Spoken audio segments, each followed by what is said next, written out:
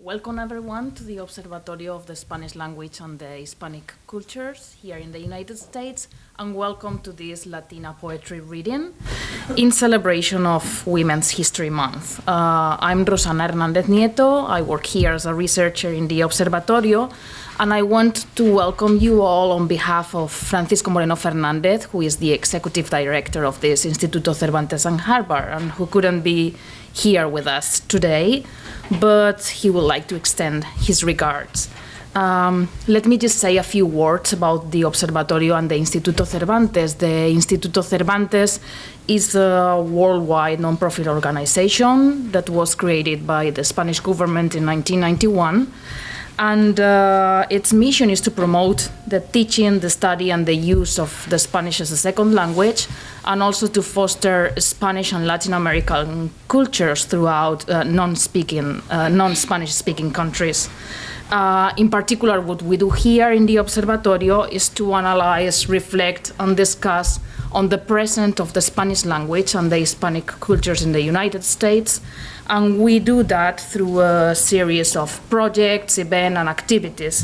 And one of those events is this Latina poetry reading, which today, International Women's Day, brings together Carmen Bardeguez-Brown, Elisabet Velasquez, and Victoria Alicea DelValle. So thank you all of us for being with us here. This activity is part of the Latinx Poetry Series here at Harvard, sponsored by the Provostial Fund for Arts and Humanities, the Charles Warren Center for Studies in American History, the Observatorio of the Instituto Cervantes, the Committee on Ethnicity, Migration and Rights, the David Rockefeller Center for Latin American Studies, and the Committee on Degrees in History and Literature at Harvard. And before handing the mic over to Melissa Castillo Garzo from the Charles Warren Center, who will introduce the poets, let me invite you all to a second reading we will be hosting here on April 12th. And that will be the Latinx poetry reading in celebration of the National Poetry Month. And we will have here Elisabet Acevedo, Peggy Robles Alvarado, and Danielle Legros Georges. So please, Melissa, all yours. Thank you. Thank you so much for coming. I'm really excited for this reading. You know, in this climate, I think it's really important that we support, especially women's voices. And I'm so excited to have some of my favorite poets here this evening, and a new young poet that is up and coming and a local of Boston. I started this series because when I came here to Boston from New York City for this fellowship, I didn't find a lot of spaces for Latino poetry, especially, you know, without traveling to greater Boston, and I don't have a car, so that's difficult for me. And I really wanted also an opportunity for students at Harvard to hear these voices and have more access to Latino studies, Latino poetry. And so I'm so thankful to the Instituto Cervantes for really taking the lead on 2 out of 3 of the major readings of this series. So thank you so much for that support. So we're going to start with our opening poet, who is Victoria DelValle.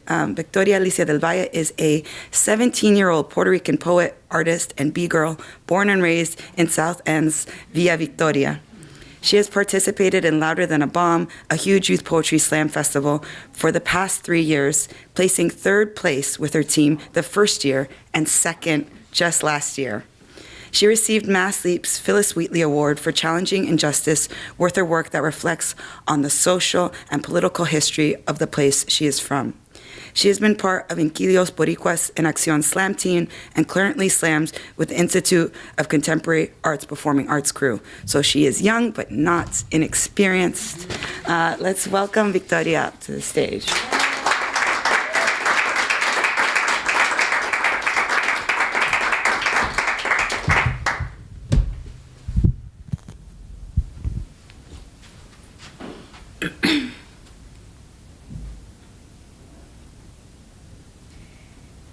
Agua ni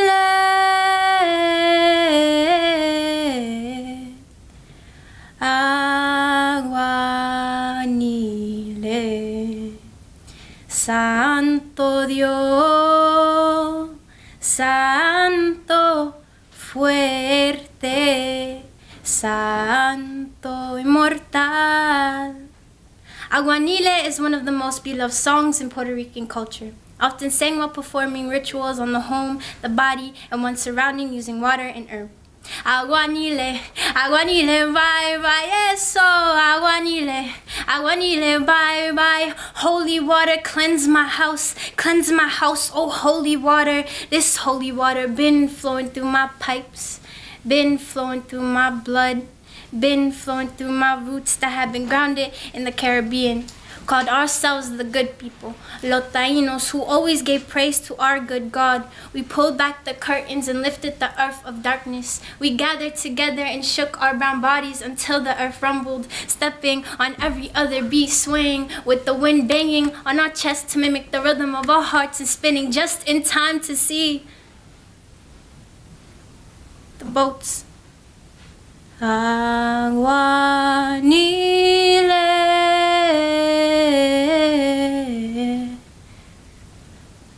And they came.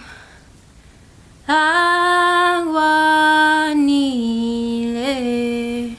Holding chains attached to darker flesh that laid over blood soon to be mixed with our own. These strange foreign men dripping, foreign tongue had light on their side.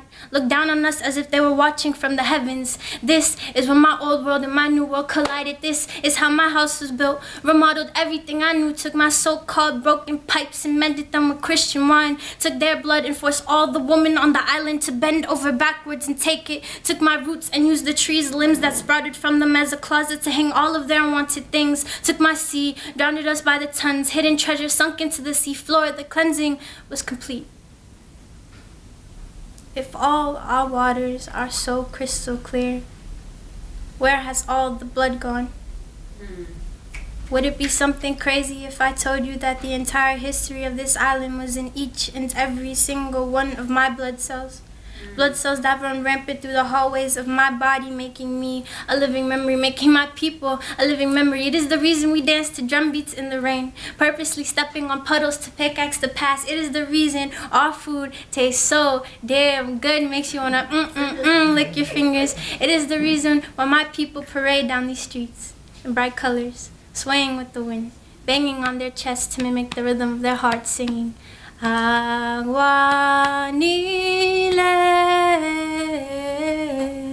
Thank you.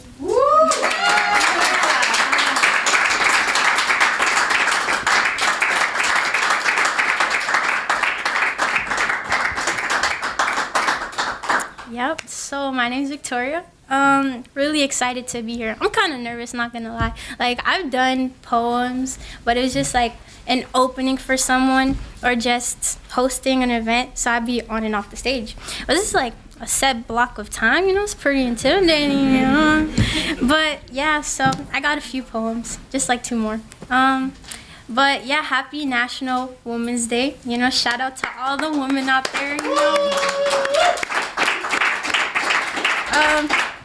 Yeah, I woke up today and I was just like, wow, like I have a bunch of really strong and beautiful women in my life, and I'm so lucky to be surrounded by that every day. And I feel like growing up around that just like made me like feel like I'm unstoppable, you know. It's a good feeling. But yeah, so continuing with this poem stuff, if you haven't got from my last poem, I'm Puerto Rican, so you know.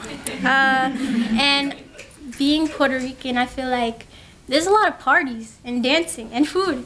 And so my next poem is about parties, I guess, yeah. Something like when I go to a party, I have to be a certain way or think a certain way. And I'm trying to break from that. So yeah, this is my next poem. When at a party, wait till a guy approaches you. He will extend his hand, give you the opportunity to dance with him. Never deny such a gesture. He is doing you a favor. This right here might be your only chance to dance, so do not mess it up. Stay behind him as he holds your hand and walks you to the dance floor. He will cradle your waist and direct your hips to the music. A guy has never asked me to dance, never singled me out, never guided me to the dance floor when the lights dim some, or held me close enough to feel my heart throb faster. I've always wondered why, like what steps I was missing to throw them off. Maybe they saw me get my third 3-pound plate of mac and cheese. Maybe I got some crumbs on my lip. I really like to eat. But sometimes I think I should have settled for them greens, like it would have made me lighter on my feet, easier to spin, smaller to wrap arms around, gentler to consume whole. Maybe my resting face a little too harsh for them. My wondering eyes look too desperate as they ping pong. Maybe my dress wasn't tight enough, wasn't vacuum sealed around my body to suck up all the attention in the room, didn't cut into my waist deep enough so they could grip it better. But I give up. I give up blame. Let it melt between my hands. Wipe it off the tablecloth when no one's looking. Lick my insecurities from my fingertips. Breathe. Breathe out lifetime-long patience, breathe. Take up my space, breathe. Break fragile posture, breathe. Fill up on rhythm, breathe. And remember that I am Missy Elliott reincarnated. I make turntables out of tummies. Make earthquakes destruct with my Dougie. My lean with it, rock with it, mimic tsunamis. My Tutton, the hard level on Tetris. My soldier boy, ready to win any dance battle. My top rock hitting all the hi-hats. And my stanky leg make them dizzy. Missy, the manifestation of empowerment through dance. Missy, if you a fly gal, get your nails done, get a pedicure, get your hair did. Missy, in your face, Missy popping that thing. Missy made misdemeanor a good thing. Missy been leading routines of self-love and confidence that require no partner. Bet I'ma do the same. I just need to practice, cause practice makes better. So for myself, by myself, a change in the direction of carefreeness, I stand up, push in my seat, and kneel to the Missy Elliott within me, screaming, holla! Thank you.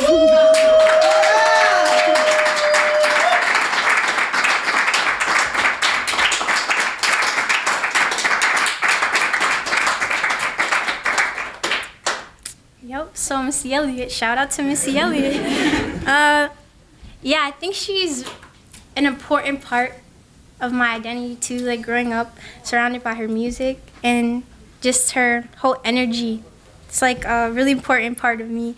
Yeah, I appreciate that. So my next poem, it's also part of my identity. Like, I think that I'm trying to be more aware of my friends and family and how much I appreciate them and how much I love them. And this poem, you know, still a work in progress, but I thought I'd share it today because I feel like, you know, we have that one friend. We have this one friend, right? We know that one friend who you got mad love for, type of love that isn't only limited to 4 letters. That one friend who you owe your growth to because they be around you all the time like setting. That friend whose name that follows right after yours when you introduce yourself, like you're proud to know them, like they're part of your identity. That friend who's been raised near the same bricks as you and is the only other person that knows where you're coming from. But they kinda hypocrite. Most definitely don't got their priorities straight. Always be having attitude and sometimes needs to be called out by their name. That one friend for me is the city of Boston. I've lived within you my entire life, right at the center, where the horns honk the loudest and middle fingers accompany thick Boston accents.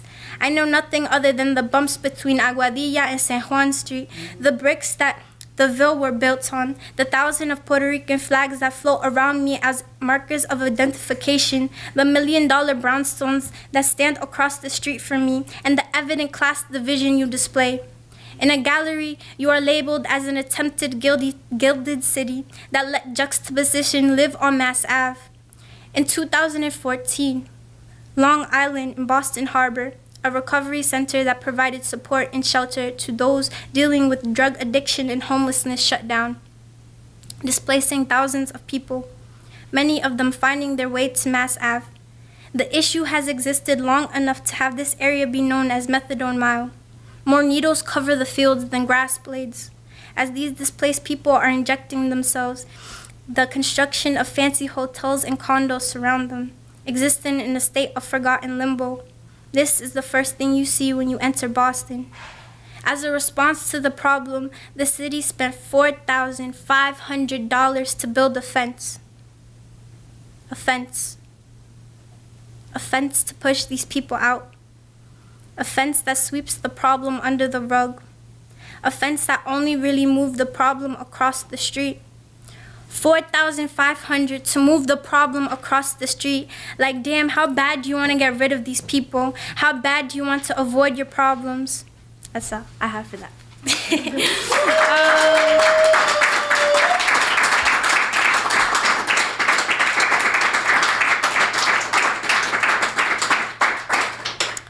But yeah, that's like pretty much all the poems I got for y'all. But I just wanted to say thank you to Melissa for having me be here and having this take place. And thank you for this whole Harvard thing. You know, it's cool, it's cool. Thank you for your poems, which I'm gonna hear and I'm gonna probably love, you know, I already know. But yeah, thanks guys, have a good day.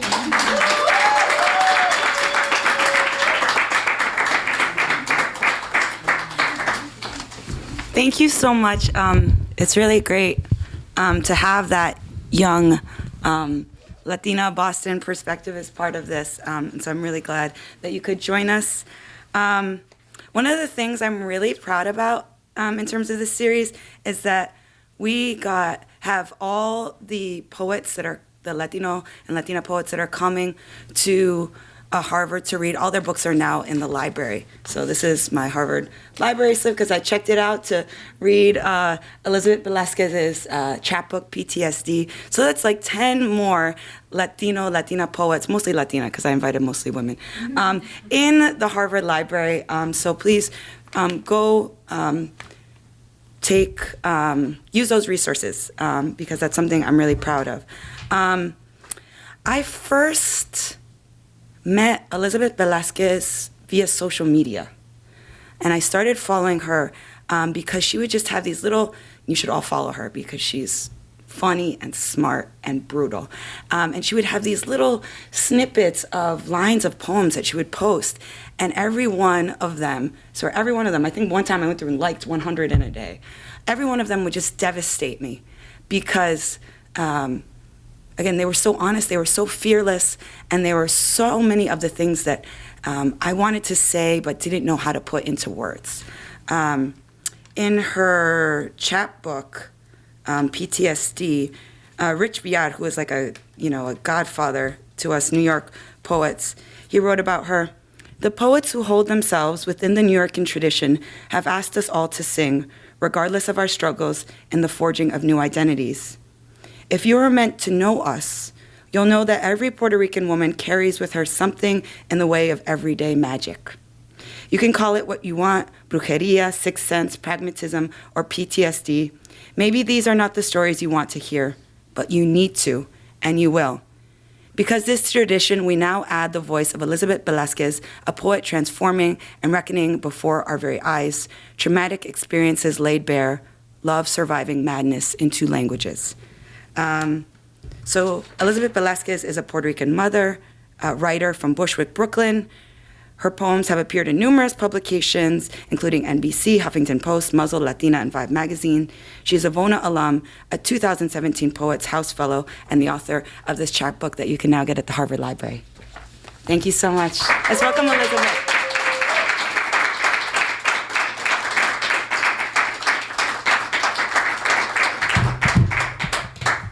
Thank you, Melissa. I'm loud. What am I doing? What am I doing?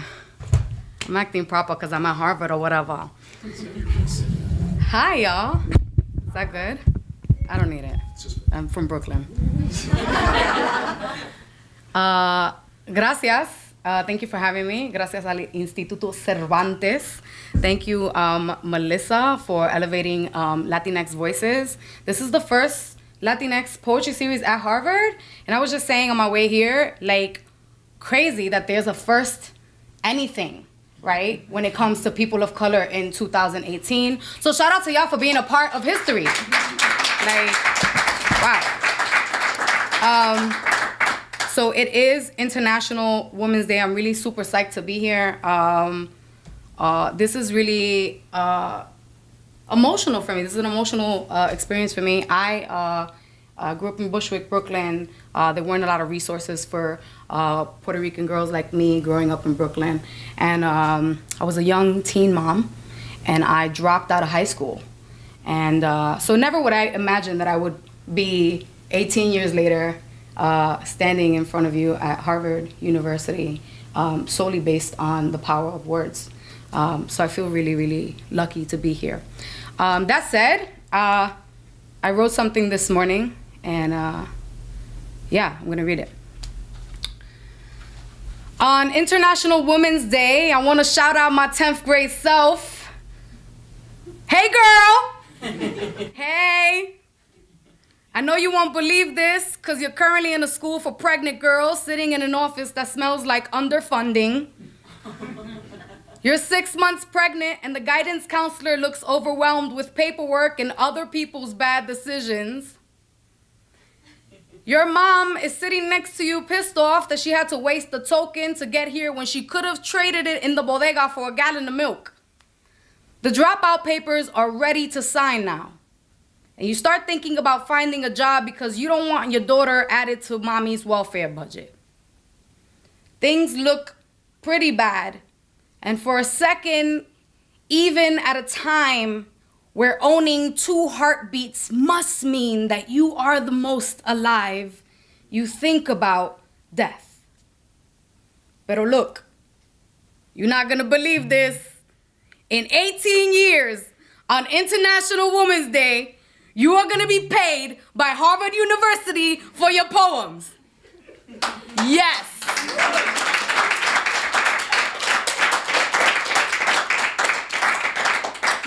Yes, paid. Yes, Harvard. Chill, nah, you still don't have a degree, relax. But you can say that out loud now, and with pride, too. You're still unlearning shame. Unlearning, oh, that's a word that you start using when you get woke, because in 2018, everybody's woke and we're using new words now. It means breaking the cycle. Yeah, I think you're doing a decent job at it. How? Well, you just kept writing. You just kept saving yourself. You just kept asking questions. You just believed you were the answer, and one day you just woke up and you chose yourself. And everybody else just kind of had to accept that. After your mom signs these papers, you're gonna go home and you're gonna cry. And you're gonna need those tears to flood you so you can learn how to swim. I'm not kidding. Bitch, I swear, in 18 years, you poppin'. Se me fue, bendito se me fue la mujer padra pa Nueva York. During my last visit to Brooklyn, I found nothing where I left it. New Brooklyn doesn't stay still like it used to. They call it growth. Mommy calls it eviction. She says she's tired of the way the gringos keep turning her bodegas into gardens. She says flowers remind her of funerals, remind her of the way everything around her is dying. I say, Mommy, maybe you feel better if we sit on the steps of the building that you raised us in. I say this as if the stoop is an open mouth, as if it will remember how we taste, as if it will not spit us back out for being bitter or worse, for having too much flavor. I changed the subject. Mommy, I got the job I always wanted. She hears I got the job she never had, and she reminds me that my only job is to keep myself off a government payroll. I laugh, and I worry more about keeping my body off these gentrified streets, because these new art galleries on the block, yo, they want to call my stretch marks abstract when in reality, they are the strings of a harp and the tag name of God. I am a black book. I am an untuned instrument. I am one part graffiti and one part music. Today, I looked at the way my bones work like machinery. It is almost as if I was born in a factory. You know, the kind of factories that Mommy worked in with the sewing machines and the severe workplace violations? You know the type.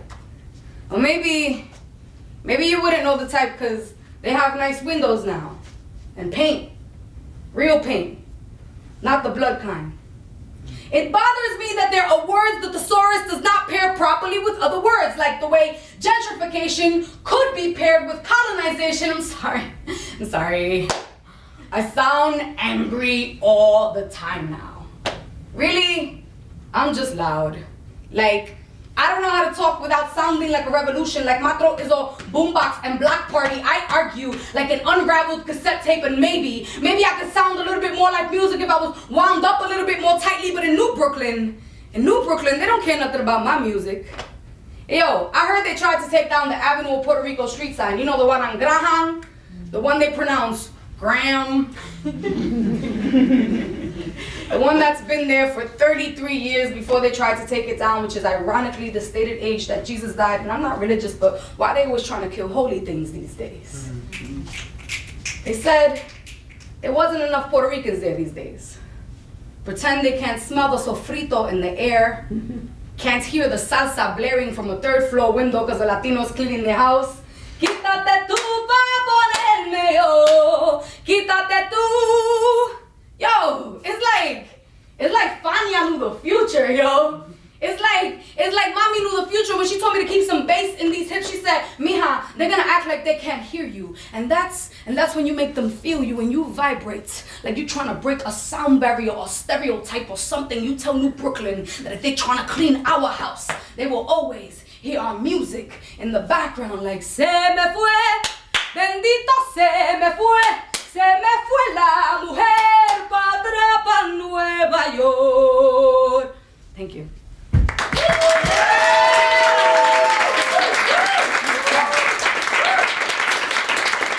We don't do it.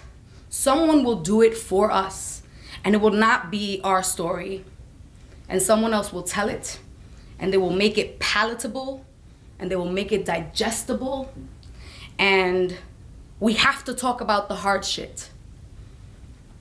And we have to be okay with making people uncomfortable because not all truths are pretty.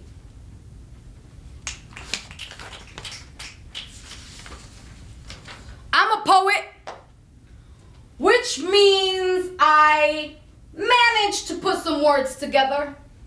And my fam thinks I'm a little bit better, and my mom thinks I'm gonna get her a house in a place where her face isn't erased by gentrification. But wait, I still wait for the days when my rent isn't late. And though I make more than mommy, I still got some bad habits to break, like spending before I get it. And I get it. When you ain't ever had nothing, you buy something that makes you forget all of the times you tried to rhyme your way out of debt and then end up spending your last dime on something you later regret, like, damn, I didn't really need to take that cab. First world problems is where you worry about shit that really ain't that bad. And Sir Donald Trump vocab, I mean, ain't that sad? And tell me why you ain't that mad. Everything is a genocide if you're a person of color. On Columbus Day, killing indigenous people become synonym for discover. And yo, Eminem is rapping about Trump and everybody acts like he's winning. They must have forgot they share the same fucked up views about women. But I guess we all contradict ourselves. Maybe we all liars. If we selling out our own people, who we think are the buyers? Who is there left to admire? I'm tired and I can't be. Facebook your next think piece, but I'm still not inspired. I'm a scholar who didn't go to school. Spitting poems in colleges I was told I would never go to. My own people look at me funny because I speak different. Because I speak mission, can't hear me because I speak vision. People of color at universities proud of their PhDs, saying they made it too, saying it made them free because now they're inside of a system in order to cancel it. Even though Audre Lorde said the master schools will never dismantle it. I think we love to stay woke just to say that we get it. Drag our own people for likes and keep up with aesthetics. Everyone's problematic, we're just too proud to admit it, forget it. I bet it's embedded, you thought it, I said it, I wrote it, you read it, you spit it, I spread it, you follow, I let it, I'm intact, you shred it. In New York, you dead it. Forever indebted to language that was never mine in the first place. Mommy taught me the code switch of her quarterly face-to-face. Mija, hay que hablarle suave para que no nos quiten el cheque. Si tú quieres juguete, habla bien para que te respeten. What we called the code switch back then was survival. Y un refrán de abuela's tongue could rival the Bible. Dime con quién anda y te diré quién eres. That's why I make sure to keep around me only the flyest mujeres. That's why I make sure to swing these words like a door. For girls like me who knew there just had to be more.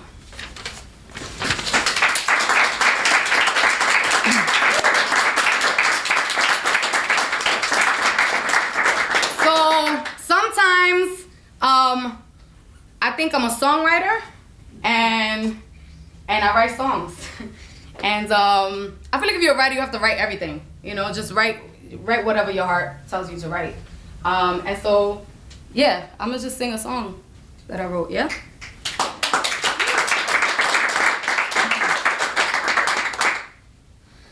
I wanna fall in love, 'cause I'm a good catch. Yeah, I'm a good catch. And maybe if we was a good match, I think we'd be a good match. Then maybe I wouldn't be so crazy, you wouldn't be so lazy to say that you love me too. It's amazing how I just let you faze me, when really you should be praising the fact that I love you too. Es un revolú, tú y yo y tú, mi amor. Te escribí esta canción. Es un revolú, tú y yo y tú, mi amor. Te escribí esta canción. She don't fall in love, 'cause she's a smart girl. Don't think we're her heart girl. And every time she does, she's got a timer, quick to put you behind her. 'Cause ladies, we're tired of being called crazy, simply because we maybe could sniff out a lie or two. You should pay me for all this emotional labor. If all I gave you is flavor, I need you to taste good too. Es un revolú, tú y yo y tú, mi amor. Te escribí esta canción. Es un revolú, tú y yo y tú, mi amor. Te escribí esta canción. Thank you.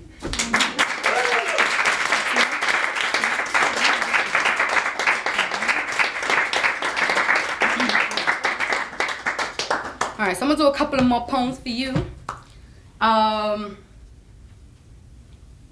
Yeah, this poem is about street harassment. It's called Elephant. Sometimes I walk down the street and my body is a chapel.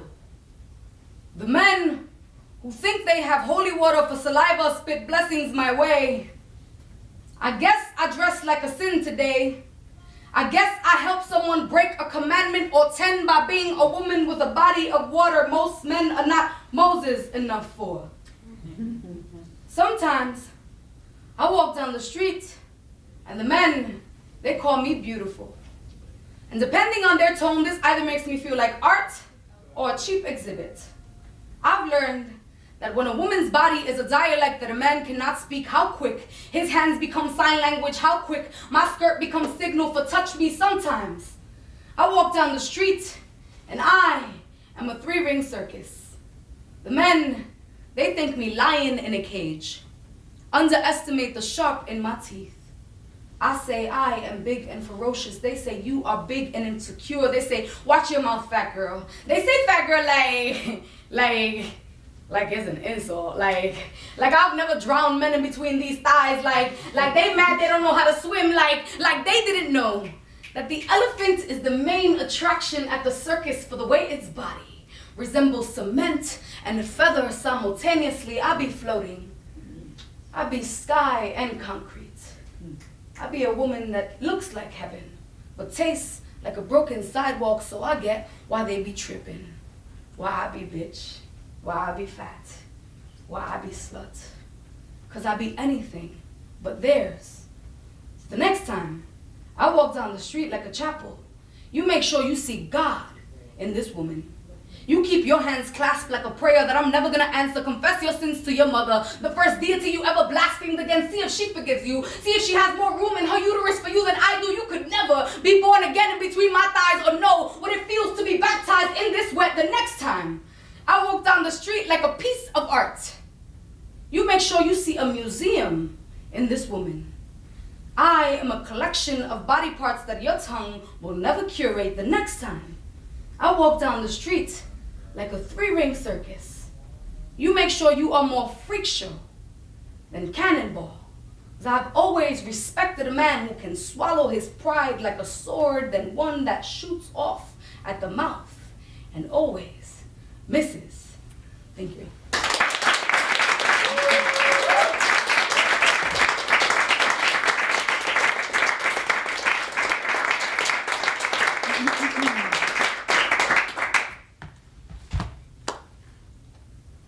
Have I told you that I hate you lately? A love phone. It's not a love phone. Have I told you that I hate you lately? That I'm learning how to love you in reverse. That this kind of backwards mentality is what got us here in the first place, you. Midlife crisis, beautiful. Thinking up ways to feel young again, and me always thinking of you. Of how to jumble your central nervous system into convulsions. Of how to cook your favorite meal 7 different ways. Of how to look like a naughty school teacher, dress like your favorite fantasy, and still remind you of your mother. Well, had I known you were all dirt and dust, I never would have cried on your shoulder. Watched you mud into a pile of earth like God got tired of making men like this, like you were tired of watching women love their men like this, nose pressed up against their side, like the only way to live and breathe was to be his rib again. And I loved you like, I loved you like padlocks. Like the way Brooklyn used to keep her doors back when she was afraid of letting anyone in, back when the closest thing to an art show in town was graffiti on a subway car window, and everyone knew that that subway car belonged to someone named something, and they didn't care if that kind of love was illegal, if that kind of love made other people uncomfortable. I wanted to be your subway car window. I wanted to be your Brooklyn door. I mean, back when the safety measures were still in place, but it wasn't okay to leave the door open when forcing your way in was the only way in, I wish you would fight for me. Like you want everything that's inside. Like this heart is the most valuable thing you have ever stolen. Don't mind the deadbolts on the ribcage. They are there for the lungs. See, I'm afraid if you steal my breath one more time, there will be nothing else worth breaking and entering for. I need to leave some of me for the ones who will come to pick up the pieces after you. For the ones who will fold me back into a poem. Who will call me beautiful without the metaphors. Who will prove to me that God still makes waterproof men. Thank you.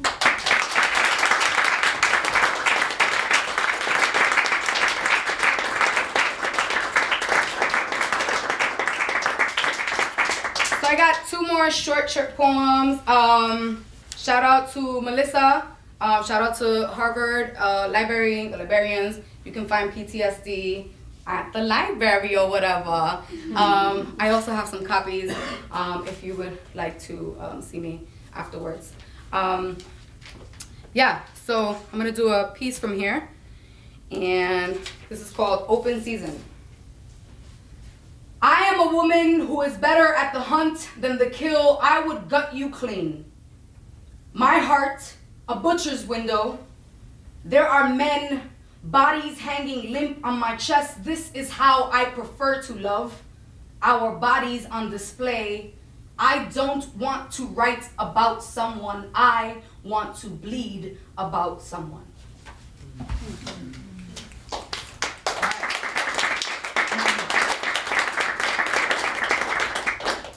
This is my last piece. So, gracias. Thank you very much. That was amazing. Maybe one day I'll make amends with my past. Mommy says, Mija, stop treating these dudes like they'll last. The first time Papi broke my heart was the last. I'm past it. As you can see, I've recovered nicely. Never let a man keep me long enough to call me wifey. I'm more than the label. More than the things I bring on the table. It took a while to discover the scar. I spit poems about pain and people say they discovered a star. Do you worry about meeting standards? No. Because I'm the bar. I've been working so long on me, I don't give a fuck who you are. Oops. There goes my vocabulary. In the new year, I swear I'll be less reactionary. They said, you got a good voice, if you could just refine it. Do you know what that word means? Let me define it. I find it hard to believe you didn't go to college. You speak so well for a girl with such little knowledge. Pero ¿qué es lo que te pasa, gringo? ¿Tú cómo que me conoces? Yo vengo from a tribe of mujeres con distintas voces. My lips, teeth, and tongue so holy you could call them a trinity. I can't stop infinity. My heart so Bushwick, a hipster tried to date me, gentrify the vicinity. If you're gonna talk to me about my God, make sure you talk about femininity. If you're gonna talk about oppression, first let's check our complicity. Instinctually, I am officially a delinquency. I learned humility linguistically, grew up religiously till I found out some of those same people who claim healing were full of toxicity. Ambitiously, I turned trauma to creativity, then learned that's all white supremacy wanted from me artistically. If I wanted to be seen, I had to display my pain visibly, so they could celebrate my suicide and say she did that shit willingly. I only got my truth. Silence is my captivity. I try not to look at things cynically. I'm unlearning viewing simplicity as a form of flippancy, and although I'm a writer who speaks, most times the best way to learn is simply by listening. Gracias. Thank you so much.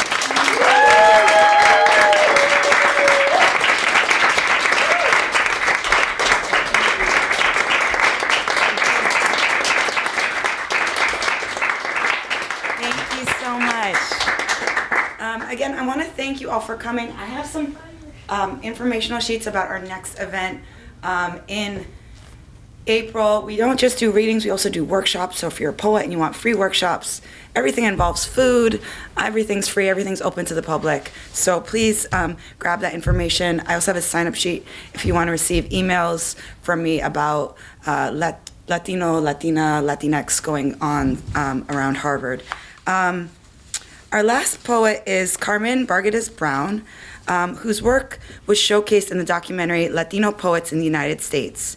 She's been invited to read at the New York Poets Cafe, the Fez, Mad Alex Foundation, the Soho Arts Festival, Longwood Gallery, The Kitchen, La Casa Azul, New York's Alternative Poetry Marathon, the Boricua College Poetry Series, Caribbean Theater, World Festival, and many other places, including many other invitations that she's done with me as well. She's the author of 2 poetry books, Straight from the Drums, Al Ritmo del Tambor, and Dreaming Rhythms, Despertando Silencios, which is available in the library. Her 3rd book of poetry, Meditation on Love, Dance, and Loss, will be published late this year. I've had the opportunity to read it, and it is fantastic. So look out for that. The first time I came across Carmen's work was when I was putting together Manteca, the first anthology of U.S. Afro-Latino poetry. And she was one of the first people that I just really wanted in this book because her poetry is dancing. And so I'll let her show you what that's all about. Thank you.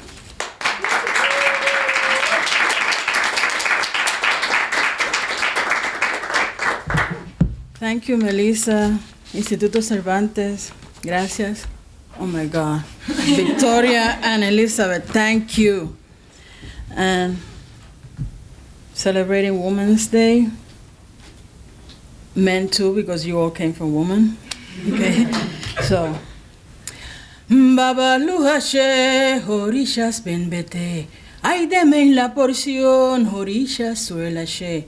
Asfalto bembeando, candomble candoneando, sirenas benbeteando los sueños.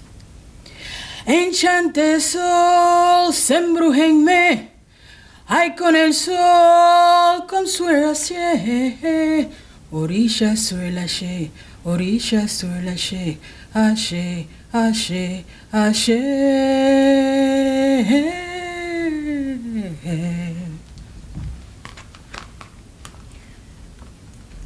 Única. I am amapolas, chrysanthemums, guanabana, and the tender meat of ripe mangoes. My skin has bathed in crimson roses and birthed life in a jungle of impossibilities. This body has rebirth scars that lacerated the souls of thousands of warriors. Like an Amazon, I fought my right to caress my wounds and seed the pain in kisses engulfed in the aroma of orchids. I breathe cinnamon and acerola. Sweet coconut milk travels through my veins. I am spicy peppers marinated in the warm, sweet oil of ancient olives. I am rhythms of conga, timbales, bongos, and clave, remeneando manos, hombros, piernas, caderas, muslos. Ancient movement encrypted in every cellular DNA strand. Yema Ya is my mother, but my spirit is thunder. I create universes one at a time. I am the daughter, sister, grandmother, lover of every dream at any time. I am what I am, a unique and extraordinary woman.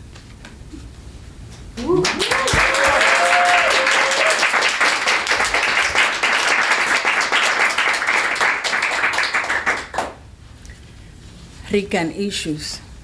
I'm from Puerto Rico. So, like everyone, we all have issues. Okay. Say what? Could you please repeat? Did you say molleta, prieta, morena, or African? Soy puertorriqueña. Yes, Puerto Rican. That I don't look what? Oh, I guess I don't look café con leche, mancha de plátano, mulata, hielo, grifa. By the way, I did not know that there was a Puerto Rican look. And what exactly is that? That I just look more what? Well, ¿y tu abuela dónde está? I should say abuela, tío, y todo el barrio. Let me tell you something. For your information, most Ricans are a mix of African, Spaniards, and Native Americans called Tainos. By the way, no one has seen a Taino in the last 500 years. So, exactly, you know what that means. My English is covered with spices, spices from the Caribbean, spices that you might find strange because you were born in this cold, fast food mall of a country where Spanish is a foreign word that you are ashamed to learn, and when you try, it's not there.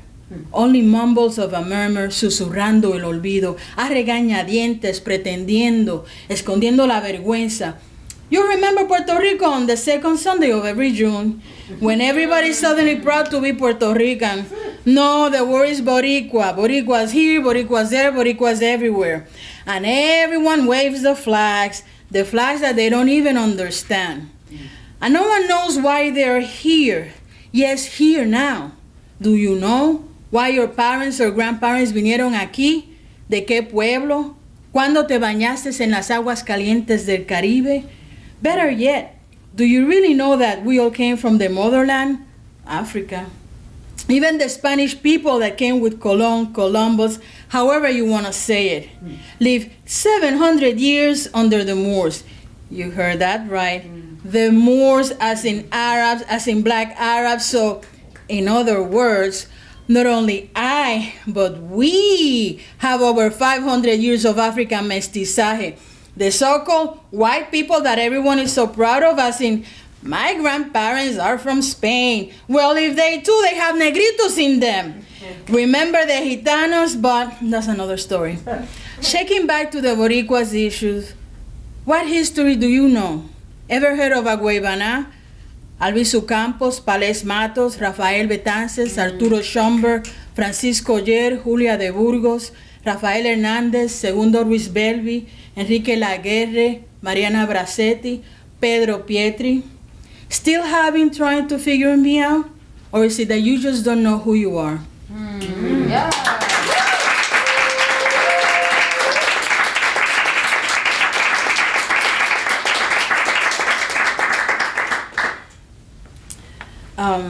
I moved here in the late 80s, and I've been working in the Bronx for the longest, and I fell in love with the Bronx.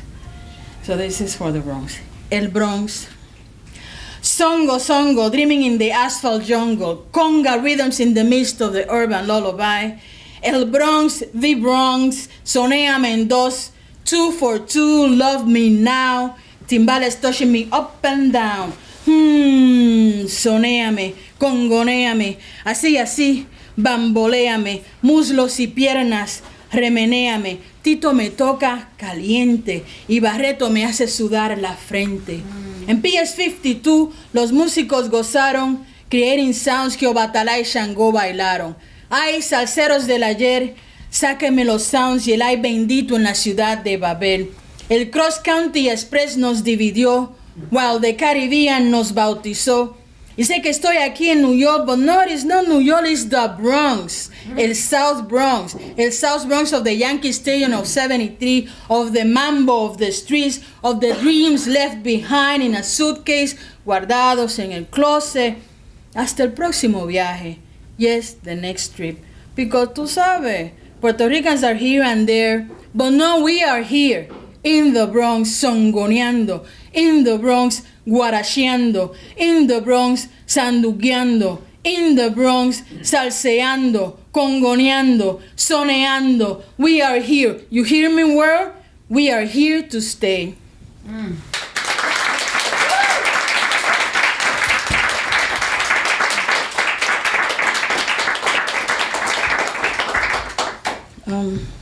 I recently went to Puerto Rico just to check on my family there, and this is one of the responses. After the storm, después de la tormenta. In Spanish, the word for storm means tormenta. It sounds similar to the word torment, like the colonial relationship that Puerto Ricans have endured for over 500 years.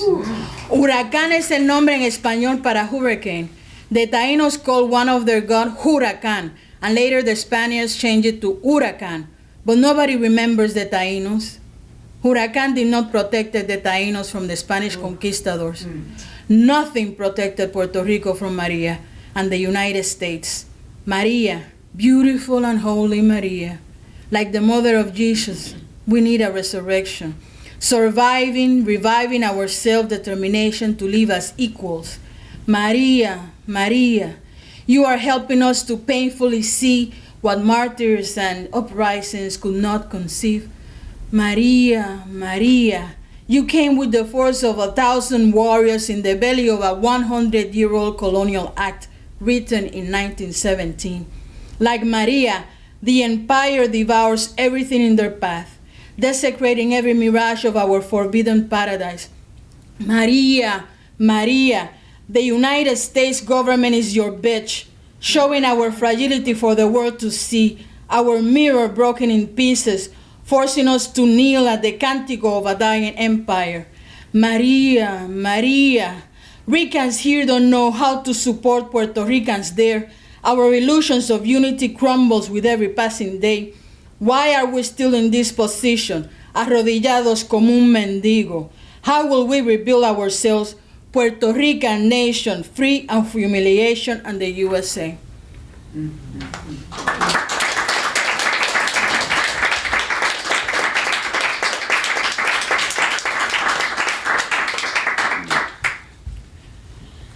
So, this is titled TSA. I know we all love them. Okay. In a world of constant changes, it's important to always count on seeing the positive in a situation that could otherwise be sort of compromising. So on my way to a yoga retreat in Sedona, I had an otherworldly encounter with a TSA agent. It felt like a one-night stand. Everything in me lighted the scanning system. Maybe it's because I'm, hot. No. It was not a menopausal flare. Or even the sudden rediscovered horniness after 2.5 years of self-imposed celibacy after my husband's death. Well, like a good night stand, they asked me if I wanted privacy, and I was like, I had no idea. So I said, no, let's do it right here. Well, was I in for a surprise? Oh, it brought back memories. I mean, They touch me everywhere with their hands and their TSA stick that must have been at least 9 inches. And it was hard all the time. I mean, who can complain about that? No, I did not have an orgasm. Maybe a little. Well, they even wore gloves, sort of their version of a condom. So thoughtful. As they finished their masturbatory search, I sincerely was questioning why they didn't institute this procedure before. Could you imagine how many more people will be traveling? What you could save in online dating or going out, it will certainly diminish chances of a broken heart or meeting a bad date and all the nightmarish issues of dating in the age of internet easy accessibility, fucking anyone as if it's some kind of betting sport, and just pure moronic choices because, let's be honest, the word is out there that people's brains is going to the grinder. We even have a moron as commander-in-chief. Well, going back to the masturbatory anti-terrorist search, you can just go to the airport and wear everything you can imagine that will light up the system. And you will be searching places you didn't even know you had.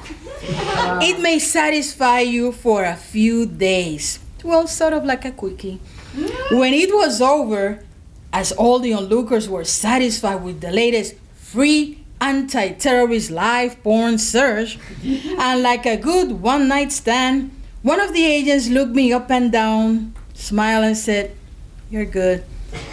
And I gently and discreetly flipped my middle finger and smiled.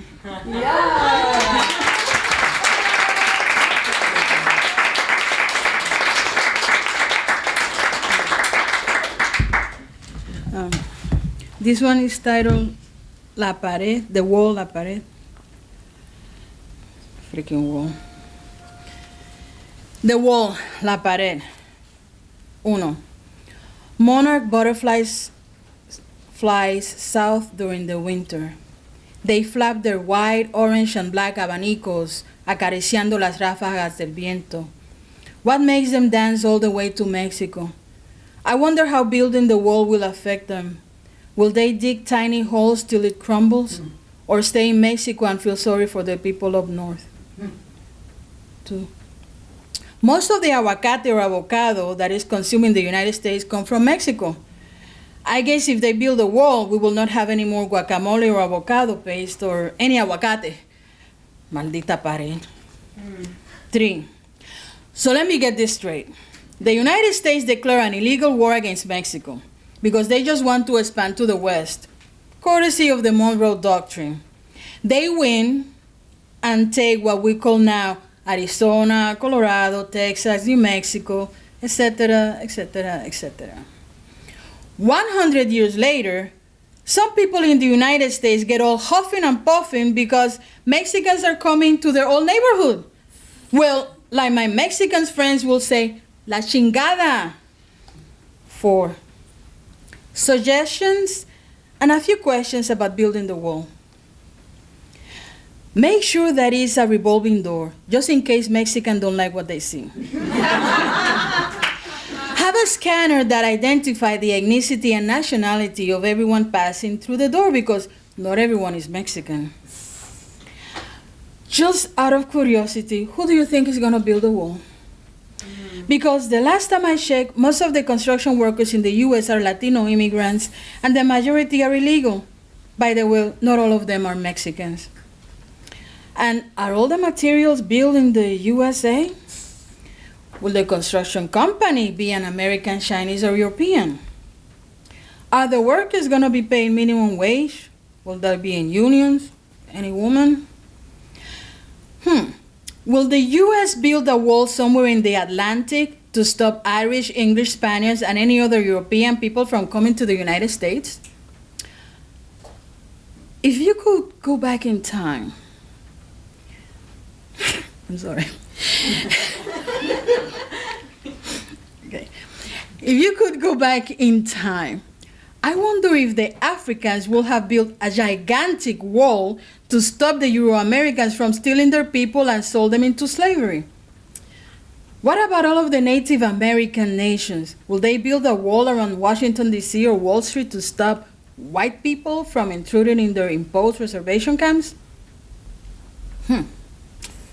I wonder how the Pilgrims would have felt if they encountered a giant wall instead of the welcoming natives that saved their ass during those harsh winters in the new land. We don't need to build walls. Like the Beatles says, all we need is love. Y pa'l carajo con la pared.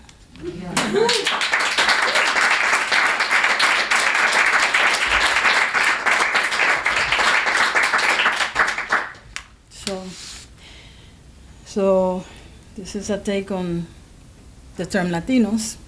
On the issue of Latinidades. Are all Latinos created equal? I was visiting my husband's family in Bushwick, and they were talking about Jenny Rivera. I was like, who? I asked my husband, who is she? He did not know. Later that night, I asked my two sons if they knew who was Jenny Rivera, and they both said, Jenny who? Is there some kind of Latino identity checklist? Are you Latino if you speak Spanish? What happens if you only speak English? What about if you don't have a clue about your history but you know Spanish? Do you know who is el libro traficante? If you don't like rice and beans, are you still Latino? If you eat burrito, are you Mexican or Latino? If you like mofongo, are you Puerto Rican, Dominican, or Latino? If you eat mango, are you Dominican or Latino? If you like tango, are you Latino or from Argentina? If you like Castro, are you Cuban or Latino? If you hate imperialism, are you Latino? If you have no clue what is imperialism, are you Latino? If you refer to black people as molletas, are you Latino or simply racist, or are you a Latino racist? If you think that the only good Spanish is the one from Spain, are you Latino? If you dance to the cumbia, are you Colombian or Latino? What about if you know how to cook sofrito or pico de gallo? Are you Latino? If you know how to dance salsa, reggaeton, and merengue, are you Latino? If you are light-skinned, are you Latino? If you're dark-skinned, are you Latino? If your parents or grandparents are Chinese, but you were born in Cuba, are you Latino? If your parents are Palestinian, but you were born in Colombia, are you Latino? And by the way, who, for what purpose, why, and when was the name Latino created? Because as far as I know, there is no Latin country, Latino país, Latino visas, or Latino language. So, who is a Latino?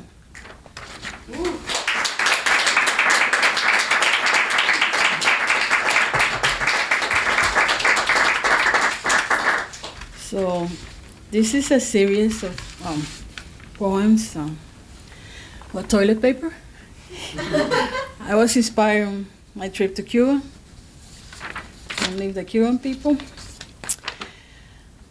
Papel número 1. Jamás pensé cuán importante eres. Me secas y limpias sin quejidos. Una y otra vez. Ay, cómo te extraño cuando no te tengo. Papel, papel, límpiame el culo otra vez. Papel número 2. A la verdad que aprendí mucho sobre el pueblo cubano durante mi visita a La Habana. Una de las lecciones más grandes fue el de aprender a apreciar el papel de baño, artefacto que aquí pues se tiene donde quiera. Aquí se compra el papel y te olvidas de la mierda en que se vive. En Cuba pues hay que pensar en dónde vas a cagar. No se puede en cualquier lugar. Tienes que ser específico, pues la escasez de papel guía las decisiones del culo. En Estados Unidos se caga donde quiera. Aquí y allá, más o menos, siempre hay papel, te limpias y sigues como si nada. En Cuba, yo aprendí a andar siempre con papel por si acaso. Y además, a ser más comedida en cuánto papel usar. Es una lección que me durará toda una vida. No, seriously, I'm still... I'm using too much. Pero qué experiencia fenomenal fue poder darme el gustazo de cagar con paciencia y deleite cuando fui a la embajada norteamericana. All of a sudden, shit was coming from everywhere. Maybe it was my disgust for the stupid 50+ years of embargo, but this I have to tell you. I really enjoy una buena cagada en la embajada norteamericana, and of course tenían papel. Papel número 3. My son just told me that the United States have a monopoly in regards to toilet paper. I could not believe it. I mean, is this for real? How fitting. A country that creates so much fucking shit all over the world controls how we clean our ass. Maybe we should be more creative like the Cubans and come up with a different system to clean our behind. Let the monopoly of toilet paper drown in their own shit. I really see a movement that could unify all of our asses and finally have the revolution that we need. A revolution centered in the needs of our basic need to have a clean butt. And who knows, maybe now we could truly say, asses of the world, unite. Okay, and toilet paper number 4. Are all toilet papers really that different? Why do we have so many choices? We all but really care about which one you use to clean yourself. I remember when my father told me that he and his family used newspaper when he was in Puerto Rico. He even used hojas de plátano or plátano leaves. My late husband, also from Guayama, told me the same thing, that he will read sections of the newspaper as he took care of business in La Latina. When did our butts become so soft that cannot handle a nice firm newspaper? And for the sheet that some of them print, we could put that paper for better use. I could definitely see how the New York Post, which is a racist newspaper in New York, will be used in every single Latino or African American household. We could start undercutting the U.S. monopoly of toilet paper as we all use the Post for what it's good for. What a great idea! We could be on our way to create a bus revolution. We will save money, undercut the monopoly, and finally give the New York Post what they deserve. Real shit straight from our ass.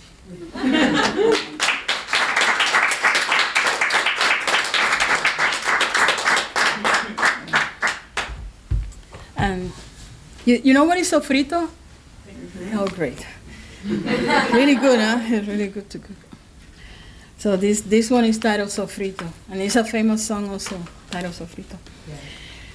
We are mezcla caliente, cilantro, pimientos y ajos, cortando cot, cebollas y ajicitos, cortando cot, reds, greens, yellows, whites, blacks, and browns, machacando en el pilón, experiences, simmerings, calentando en la sartén, new flavors, cortando cot, comiendo en el Bronx, Latinos in New York, but it's not Latin. There is no Latino language, only an umbilical cord of passions and desires. We are ancient and modern, Indians and blacks straight from the motherlands. Senses on fire, desires, and the sudden pleasure of, delicious, spicy. I'm not used to this blend. I'm not used to these states. Simmering, despacito. Many colors, cortando, cut, cortando, cut. We are putting the bang in the bland. Cortando, calentando, despacito. Ay, qué rico. Aquí estamos en el frío, warming the heart of a nation that lives in the past. Cortando, cut. We are Spanish, English, Spanglish, a new language born in farms, sweatshops, kitchens, construction sites, y las calles. El arduo sudor perfuma nuestra existencia. Many nations in one, conquistadores y conquistados, alforja del nuevo ser.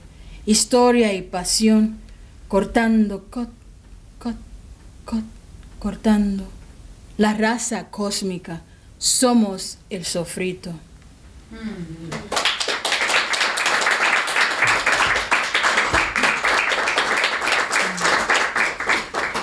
And this one is titled Mi nombre, Travesías del lenguaje, mi nombre. Okay.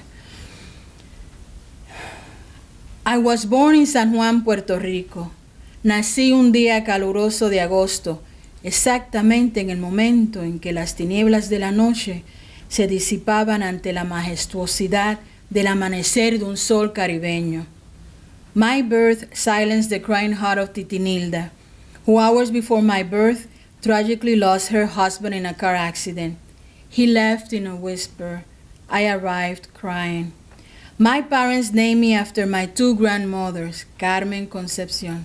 They wanted to keep the tradition of the name Carmen. Nací entre árboles de mango, guanábana, limón y acerola, y las docenas de rosas que sembraron mami y abuela. Jugué con las amapolas de día mientras en la noche sus mantos de terciopelo verde acurrucaban el canto de los coquíes y arropaban a los lagartijos. I took siestas on the warm green grass. I woke up with the gardenia perfume in my nostrils. El español era mi idioma, lo aprendí en el vientre de mi madre. Y mientras mami me destetaba de su amor materno, mi abuela me enseñó una canción que todavía recuerdo. Pollitos, chicken, gallina, hen, lápiz, pencil y pluma, pen, ventana, window, piso, floor, maestra, teacher y puerta, door. All kids were forced to learn English in Puerto Rico after their 1898 invasion. Mama abuela will tell me and my older sister that the song was how she learned ese idioma de los gringos. Teachers taught this sweet song, innocent words, like the warm hearts of trusting children, innocent song, slowly engraving images of shadows that aid your consciousness, Caliban slowly eating your culture and soul, innocent song, whose words mark the beginning of atrocities too bloody for kids to know. Language is such a powerful thing. I wonder how the Taínos learned the language of the conquistadors, the language of Colón, Ponce de León, and the find of thieves ready to rape and pillage a world so different from theirs. The conquistador used a language that was still in the cauldron of creation after 700 years of living with the black Moors and Jews. The Taínos did not have enough time to learn the language of Castilla, porque in less than 50 years they were all sacrificing the altar of greed and the god of idolatry. We inherited the Taínos' silence, silencio, the space between words that no longer exist. Solamente leemos la cobardía y el testimonio del legado de los que eliminaron un pueblo. No tenemos palabras taínas que describan el quejido, la humillación, el desafío de una raza que vivió la tempestad del genocidio. And I wonder, what were the last words that the last of the Taínos said to themselves, to the conquistadors? How did they say it? Children, women, men. Did they call out their God's name? Did they curse the conquistadors? Did they utter their loved one's name? ¿Cuáles fueron las últimas palabras de los taínos de Boriquén? But that is not the only story. The nascent Spanish culture became the dominant language of Boriquén as vestiges of Taíno culture como las lianas de los árboles de los montes se entrelazan en el absurdo vivir de una colonia en gestación. Y la colonia se renombra Puerto Rico. With the blessings of Padre Las Casas, el continente africano sufrió una herida mortal de la cual aún no cicatriza. And I wonder how the kidnapped Mandingo, Yoruba, Igbo, Bantu, Mande, and Wolof mumbled words amidst the carnage of the triangle trade, and how their souls survived hell. I wonder how their words penetrated the Portuguese and Spanish language, human carnage mitigated by words of sorrow, anguish, and pain. So this language is an amalgamation of tongues fighting for the right to exist. El español nacido en Boriquén es resultado del genocidio taíno y el homicidio y esclavitud de millones de almas secuestradas del continente africano. Tal parece que la cobardía del conquistador, sea en inglés o en español, se tiende a olvidar como las olas que vienen y van, como el nombre de la avenida principal de la colonia, Ponce de León. Las memorias de un mundo lejano se pierden en libros y celebraciones de los victoriosos, pero el lenguaje es sangre que fluye y palpita in the rhythms of the Bombay plena. A la Verdeguez, mi mamá no quiere que yo vaya a la Verdeguez. English and Spanish, español e inglés. Two languages forced to coexist. Y así, dos mundos entrelazados en el vientre de un pueblo, mientras los fantasmas de los aborígenes y el africano desterrado se propagan en la sangre de los mártires. Mas el inglés también tiene su historia, de la tiranía contra escoceses y irlandeses y la imposición colonial en la India, China y el continente africano. It's not just the language of Shakespeare, Chaucer, and Milton, but of Phyllis Wheatley, Blake, Dr. Martin Luther King Jr., Gandhi, Nkrumah, Malcolm X, Maya Angelou, Audre Lorde. My two languages are not just two languages. It is a prism, an energetic process of resiliency, of words and consciousness that have struggled to exist. My two languages are used by the oppressed and the oppressor. Luis Palés Matos, Tato Laviera, Julia de Burgos, Sandra María Esteves, Pedro Pietri, Clemente Soto Vélez, Papoleto, Albizu. We communicate in different lexicon like the messages of the cimarrón. Yo hablo el español puertorriqueño y pienso en el inglés New Yorker. Yo pienso en el español puertorriqueño y hablo el inglés New Yorker. Cuando me preguntes que cómo me llamo, when you ask me what is my name and I say Carmen, y te diga Carmen, like my mother, like my grandmother, the long R have traveled through centuries of countless struggles for its right to exist. It navigates the tongue like a river of stories untold, uttering syllables intertwined in blood, fighting for every enunciation and accent in every intonation. The long R is part of my heritage. My name is Carmen. Learn to pronounce it. Yes.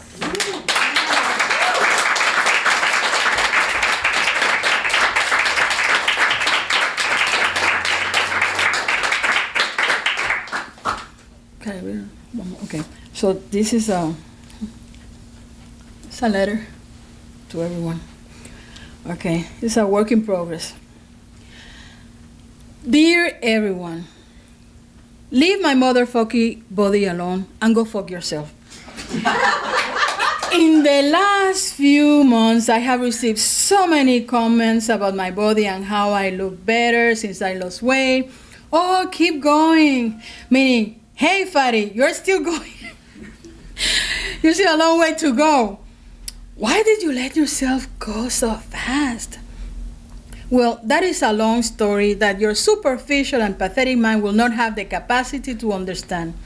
I could ask, why are you so dumb? Were you born this way, or you just chose to be stupid? Some ask me how I do it, like they want to know, but they really do not want to know. They're just surprised that I have the determination and discipline to change for some reason. They feel intimidated to acknowledge that I change habits and attitudes that were undermining myself. We like to magically change without any self-reflection and acceptance of failure as life lessons. Why do you do it? To get a man? To feel younger? Maybe she's depressed after her husband and sister died, and her older sister developed Alzheimer's. Poor thing. They always condescending. You are so fucked up, look, and the follow-up questions, and how are you? Like you literally feel the real thinking of, she's definitely more fucked up than me. What a relief. She must be so sad and miserable. Hell yeah, I was. I was miserable, but not anymore. Suffering is real, and we all experience, so stop pretending. It will happen to you too. Don't lose more weight. Like, do they have a scale in their ass? When are they the expert at telling me how much weight I have to lose? I mean, I will lose until I know I will be healthier and feel my body stable. And with the healthcare system the way it is, I want to be as far away from doctors and hospitals as I can. After I lost 45 pounds, someone I know with good intentions posted a video without my permission and placed it on his Facebook and made a comment about how much weight I lost and how proud he is of me. He got a lot of stupid likes on Facebook, and I felt like some kind of weird cage animal in some cyber fantasy reality. Anyone could make comments about how I look. I mean, how dare he? Then, one night, out of nowhere, he invited me to a nightclub to dance. After an hour at the place, he made a really superficial and ugly comment about how he he danced with a chubby girl to attract another good-looking woman. What the fuck? He made me feel like a real fool. Hey, asshole, I'm still fatty, and you're telling me this? Of course I left. He invited me again to go out, and I said, no, go fuck yourself. Everyone seems to have some kind of opinion and comment, and I really would like to know who the fuck asked them for it, because I sure wasn't me. Do I say anything about how they look and embarrass them? Maybe I should. Maybe the next time someone says something, I could say, well, I hope that Botox worked because your face was like a raisin. Your dick must be the size of a pencil. You think you're so hot and you don't have lips, so I don't know how you suck dicks. Or you don't have any ass or hips, just fucking long legs that are so thin you look like Olive from Popeye. You should get breast implants before they fall to your belly button. Or your balls are hanging so low that one day they will flush in the toilet. When was the last time you were able to read the front page of the most stupid paper in the country? Sorry. The reading level is a 4th grade and I forgot that you can barely read. My bad. And on and on and on. You see, I could be a mean bitch. I just don't want to do it because it's bad karma.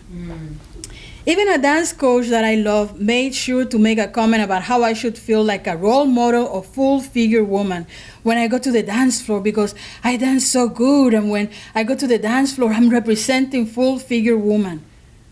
Well, I dance because I love fucking dancing. Since when did I become Carmen fucking full-figure Wonder Woman? My big ass is not a shield that protects from stupid comments. It just wiggles and moves everywhere. Sometimes I wonder if it has a mind of its own. Oh, wait, she also said that people feel only skinny women can dance, and that is not true. I mean, her own fucking bias was coming out of her mouth. And I tell you, she meant well. She thought that she was encouraging me. She was trying to make me feel empowered. And the more she opened the mouth, the more she fucked me up. I wanted to have duct tape to stop her from vomiting stereotypical blabber. What the fuck? Her comments made me feel really upset and angry at the way all women are fucked up when they think they are not. But really, I needed a day or two to recuperate from her bullshit. Oh, wait. The last one was of a dear friend. He told me how proud he is of me and that everything will be okay once the process ends, meaning that I'm still not there. And wait, he said, you will have many men like, I'm doing this for me, carajo. But no man will look at you now. Meanwhile, he's the one shaking my ass and looking me up and down. But when you're done, meaning you're still fatty, you will be great. I literally was going to commit murder that day, but I certainly didn't want to be an extra on Orange is the New Black. I do feel good that my discipline and sacrifice is making me healthier and stronger. As of today, I have lost 85 pounds and counting. Why do people think that they have the right to tell me what they think about my body because I'm not talking about theirs?